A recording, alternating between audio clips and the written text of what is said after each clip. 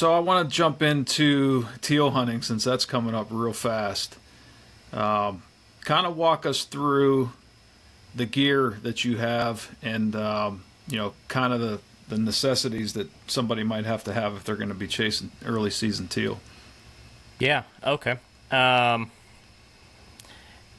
guess, so many places to start. I guess I'd start with a sled. I always love sled, don't matter private or public, even if you're, portaging quite a ways or walking in quite a ways. Pretty much everything you're going to need for teal season, you can fit in a sled. As far as like decoys, I use teal decoys. I've used mallard decoys in the past. I think the teal decoy better to teal decoys. You ask someone else, you might get an entirely different answer. They might just use all brown mallard decoys, and you can be absolutely be successful. I just kind of like to match the species I'm hunting. So I'll usually have 3 to 5 dozen teal decoys. Sometimes I'll have a little less. It really just depends on the area I'm scouting. And if there's coots in the area, I'll throw coot decoys out there with them too. They offer some contrast and it looks natural. The coots, they'll dive in, kind of uproot different plants and like dislodge seeds and invertebrates that the teal will feed on. So that's another one I might be looking at. As far as other stuff, I usually carry a whistle. It's super simple to do a teal whistle. It's just a peep. And then a teal call. I use a poke patterns call. And I really like it. You can get a couple other ones. But yeah, the teal are pretty easily to call in once you kind of get the hang of it. You just call them on the corners and decoy them in. And then, let's see, what else? A thermocell. I'd say a thermocell bug spray are super important for teal hunting. It can be pretty warm, and you don't want to deal with mosquitoes on a duck hunt. I've done that too many times. So those are necessities. Other than that, it's pretty basic. Just lighter camo generally. It's not gonna be too cold. A spinner, I guess, a couple spinners, or some kind of motion on the water. But teal really they prefer spinners. You can decoy them without spinners, and it doesn't even have to be a teal spinner. It could be a mallard, or I've seen people use dove spinners even. So those, I'd say those are probably the most necessary for teal hunting. Okay. What shotgun are you using for teal? So I'm using a Benelli Ethos 28 gauge. Okay. And what ammo with that? In the past, I've used Boss 7s with my factory IC. Okay. So you mentioned earlier that you're kind of targeting mud flats and shallow waters with smart weed. Kind of walk us through what your season prep looks like when you're scouting. Dive a little bit deeper into that, if you don't mind. Yeah. So in the summer months, July, August, that's when I really ramp up my scouting. And first I'm going to start out by if I can find areas with water, and a fair amount of water, because July, August, it can turn dry like that, super quick. So I'm looking for those. And then I'm looking for that food source, because generally probably not going to have teal around that time. Late August, you'll start getting them in. But I'm going to be looking for, like I said, that barnyard grass, that smart weed. And there's a couple different types of smart weed. Generally, they have a pink flower. Sometimes they'll have a white. I just say Google it if you don't know what that is. You kind of get a better idea.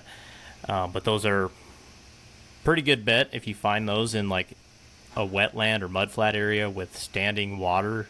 There's probably going to be a teal or two stop by at some point. So as you get into like mid-August to September, that's when I'm going to start going out, sun up and then sun down within an hour of those two, and just kind of watching, seeing if there's birds there or seeing what I see on the horizon. And then if they're not on that wetland and you see some, just follow them. They'll tell you where they want to go. And, hopefully it's somewhere you can get access. Hopefully it's on a public piece or private that, you can you can get on somehow. But that's generally my methodology. You can even scout sometimes midday. They might be loafing on something, or you can even find some sign. Like I've found teal holes over the years just with feathers sitting in them. So Interesting.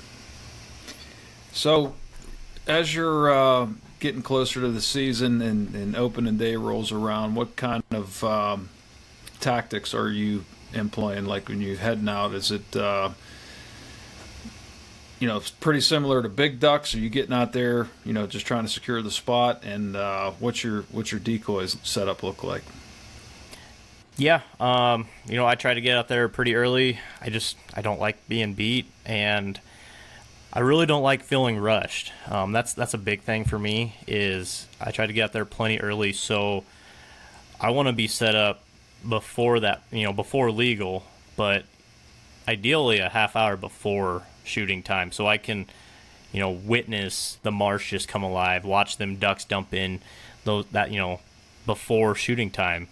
So that's always really fun to me. And teal season, usually you'll hear them talking if they're on the same wetland or something with you. You can hear them off in the distance. So I'll try out to get out there pretty early. Make sure you have a decent hide to you can get by with a little more. Like you don't have to be quite as brushed in as late season waterfowl. Teal aren't super wary. I still prefer, you're gonna have better luck with a good hide. As far as a decoy spread, I really just do kind of just a wad. I don't really. It seems like you'll leave a landing zone for them, and they don't land there. They land more closer to more of the decoy. So I kind of just wad them out. Maybe leave a little bit of openings here and there, but generally I don't really have much of a discernible pattern, I would say. I just kind of just shotgun them out there. Okay. Are you mostly targeting them in the mornings, or do you do any afternoon hunting for them? I'll do both. Afternoon hunts, depending where you're at out here, where I hunt, you can sometimes get some good dove hunting too. So do some combo hunts that way. But generally, if I had the preference, I would be morning hunting teal. It seems like they're a lot more readily to decoy, if that makes sense. I don't know. I just haven't.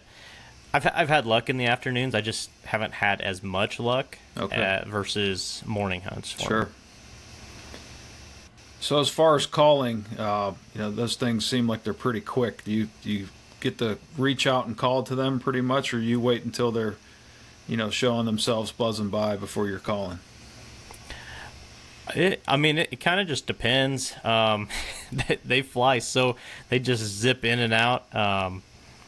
But generally, they'll zip by, and then you call, and sometimes that'll get them to bank. So if you're seeing them approach, you can give them a little bit. I guess I don't have my call up here, but yeah. And sometimes they'll zip over you a couple times and then go land out in the middle all by themselves for some reason. And then you can try calling them too, and they'll pick back up and maybe come over your way.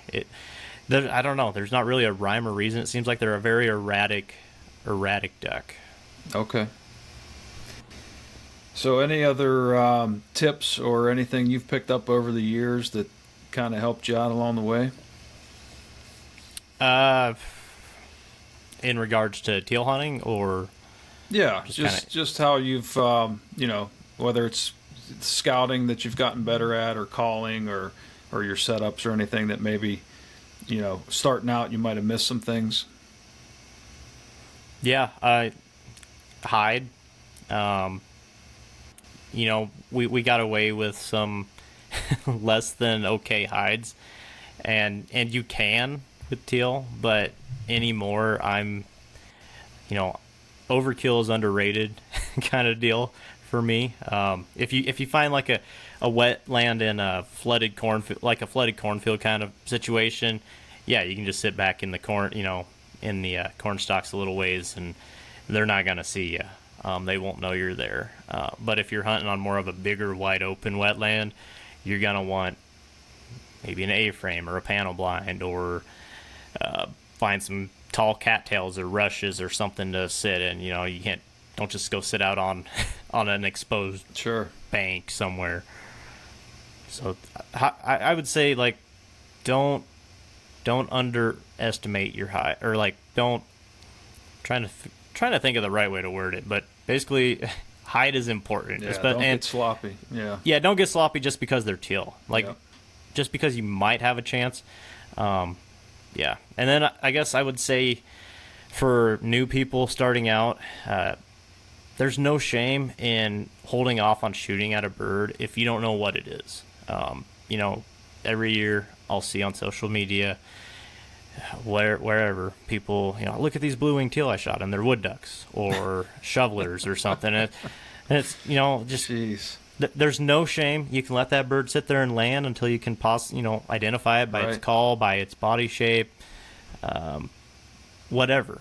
But yeah, there's different characteristics between wood ducks and shovelers and teal, and it's okay if you have to hold off. Like, yeah, it's not worth getting a ticket. It's not worth shooting an illegal species. Sure. Do you have a favorite teal hunt that you can remember, or a favorite teal story? Favorite teal hunt? Yeah, I was probably 6 years ago now. I was hunting just this little puddle just by myself, and it was, most of the like marsh grass was matted down. So I get out here, and I was like, how am I gonna hide? Because I didn't have a panel blind at the time. I didn't have an A-frame. So I found these sunflowers. There was big old patches of sunflowers a little ways away. So I went out there and I got a bunch of these sunflowers, and I have I have a little marsh stool. It's kind of low profile, and I literally just built a little sunflower line, and then made like a little circle around my marsh stool and where my setup was. And I'm out, and it worked. These teal just thought I was sunflowers, to the point that like 9 o'clock's coming around, and I'm, the flight's kind of dead. I'm just kind of staring off in the distance, and all of a sudden, whoosh, and these teal, like this flock of teal, comes a foot over my head, and like that, the sound of that was awesome.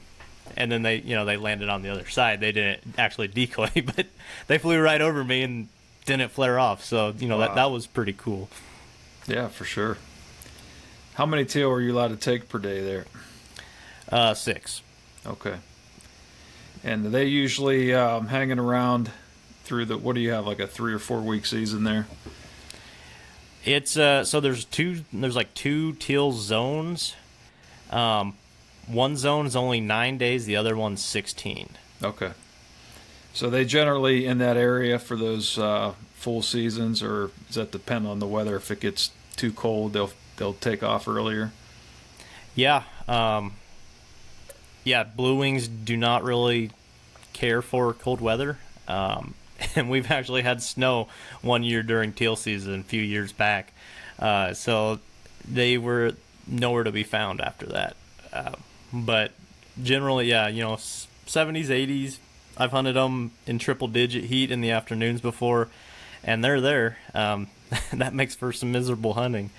But yeah, if it gets really cold, most of them will head out. But there it seems like there's always a few still north, even after teal season. Like, we'll shoot blue wings across the state, through at least October. I've even seen them into November.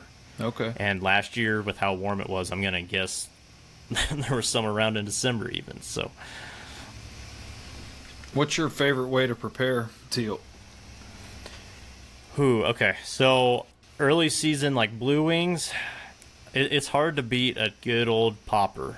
Jalapeno, cream cheese, teal breast, wrap it in bacon, throw it on a grill or in the stove. That is very good. I know some people don't approve of that or whatever. But if it's good, late it's good. Season, yeah, that's right. I like eating it. So absolutely. But a late season green wing is probably my favorite bird to eat, or at least duck, I should say. But I'll pull all the feathers off it, and hopefully it'll have that fat layer in there like late November, December kind of time frame. And then I just cut those breast out, skinned on, put a little, like score it and put it on a cast iron skillet, a little bit of like salt, pepper, rosemary, garlic powder. Oh, that is delicious.